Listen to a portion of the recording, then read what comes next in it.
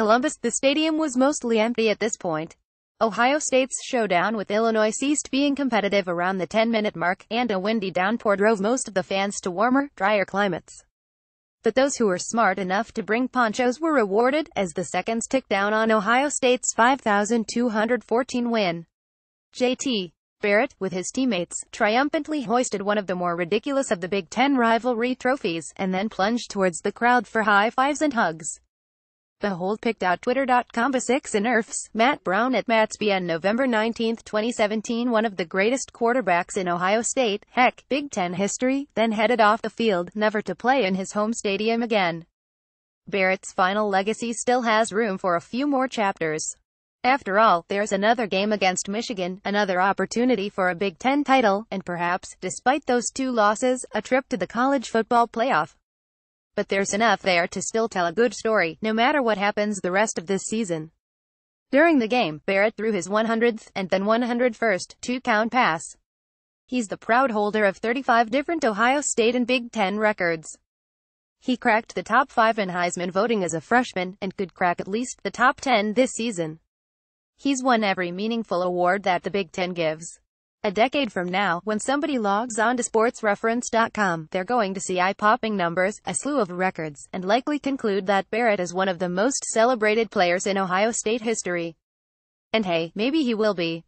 But we also can't forget that Barrett is one of the only college football players to approach such rarefied feats while also facing skepticism from his fan base, from the national press, even to the point where credible people, not just shrieking message board posters, could call for his benching. You can even find some of those words on this website. After all, Barrett had to battle to even secure his starting job the year after he laid the groundwork for a national title run. His flaws, perhaps due to his health, or coaching, or the composition of the roster around him, and yes, even his own execution, were often laid out front and center to the sporting world in a different way from a lot of other players. Being a fifth-year senior college QB is a bit of a weird position. You need to be good enough to continue to hold on to a starting job and perform at a high level, but you either need to have health concerns, or have just enough flaws where bolting early for the NFL wouldn't make sense. If one was, say, a Barrett skeptic, a group that does still exist on the internet, you could point to the struggles with throwing deep passes or the occasional departures from perfect velocity. You could point out that Barrett's gaudy rushing numbers were more a product of repeated carries, perhaps occasionally to the detriment of the rest of the offense, rather than the game-breaking athleticism of, say, a Braxton Miller or a Terrell Pryor. You could say that the success of Ohio State's offense was more a reflection of the playmakers around him, rather than the QB himself. And to be totally frank with you, I don't think all of those arguments are wrong. And if that is how you want to remember Barrett, that's your choice. A more pro-Barrett perspective would be to recognize his excellent ability to make the right read from read option plays, or his awareness and body control allowing him to be a fearsome short-yardage runner. You could remember his decision-making and distributing ability at his best, limiting turnovers and making the efficient decision, time and time again. And that while there wasn't the eye-popping whoa moments of maybe other QBs, he is above average in nearly every on-field component of being QB. If he was a basketball player, maybe he'd be a white shooting guard at Duke that played lockdown defense that everybody hated. That is a compliment. You could remember him for his leadership, a trait that's hard to really evaluate as an outsider. But we do have clues. After all, he's the first three-time Ohio State captain ever. Urban Meyer and his teammates repeatedly gush over him. And Ohio State wins under him. This recent run is one of the best in Ohio State history, with a national title, another playoff bid, a demolishing of a good Notre Dame squad in a big bowl game, and a mastery of the Big Ten. As of right this second, they have a chance to win the conference and perhaps make another playoff.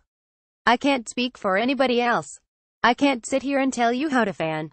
But for me, I can say that I'm happy that I got a chance to see him play. I'll remember all the wins, the explosive offenses, which I'll never take for granted after the Tressel era. I'll remember how people whose opinions about football I respect praised him constantly. And yeah, I'll remember stuff like this too, which was exciting and goofy and everything all at once. There will be other good quarterbacks at Ohio State. There will be many other highly recruited ones with physical gifts that may exceed Barrett's. There may be players that will produce more SportsCenter highlights. There might even be players that win almost as much. But JT Barretts don't walk through the door very often. I can't speak for anybody else, but once the years pass, and the memories of the less than perfect deep balls fade, I'll remember the accomplishments, which are legion. And I'll remember standing on the sideline, freezing my ass off because I didn't bring a proper raincoat, while Barrett, snug in his Ohio State rain jacket, shook his head and judged me for my poor sartorial choices.